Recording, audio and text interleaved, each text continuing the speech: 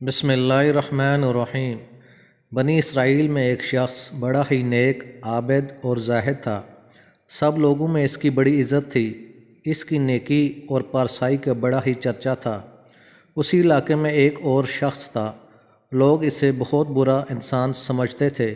وہ تھا ہی ایسا بد عمل اور بد کردار، کوئی بھی اسے اچھا نہیں سمجھتا تھا۔ ایک روز اس گنہگار شخص نے دیکھا کہ وہ نیکوکار ایک میدان میں بیٹھا ہوا ہے۔ ہر طرف تیز دھوپ پھیلی ہوئی ہے، مگر اللہ کے اس نیک بندے پر ایک بادل کے ٹکڑے نے سایہ کر رکھا ہے۔ گنہگار نے یہ منظر دیکھا تو اپنے دل میں بڑا شرمسار ہوا اور یہ خیال پیدا ہوا کہ اس چلچلاتی دھوپ میں جہاں دور دور تک سایہ نہیں ہے، بادل کے ایک ٹکڑے نے صرف اس لیے اس پر سایہ کر رکھا ہے کہ یہ اللہ کا نیک بندہ ہے۔ کیوں نہ میں بھی اس کے ساتھ بیٹھ جاؤں؟ کیا عجب کہ اس کی برکت سے اللہ تعالیٰ مجھے بھی بخش دے اور میری خطاؤں کو معاف کر دے۔ یہ شخص عابد و زید کے پاس گیا اور اس کے ساتھ سائے میں بیٹھ گیا۔ اس کے بیٹھتے ہی اس عابد و زاہد کے دل میں خیال آیا کہ یہ اپنے زمانے کا بدترین گنہگار اور پوری قوم میں بدنام شخص ہے۔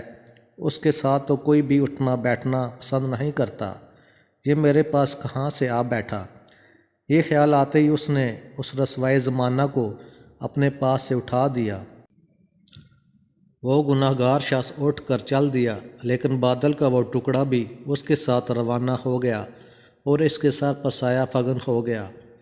پیغمبر وقت کو وحی آئی کہ ان دونوں سے کہہ دو کہ نئے سرے سے اپنے اپنے اعمال کی ابتدا کرو، کیونکہ اس فاسق و فاجر نے جو کچھ کیا، ہم نے اس کے خلوص، حسن نیت اور جذبہ شرمساری کے سبب اس سے بخش دیا اور اس کی پچھلے تمام خطائیں معاف کر دی، جبکہ اس عابد کی تمام نیکیاں اور اچھے اعمال اس کے تکبر کی وجہ سے اس سے چھین لیے گئے۔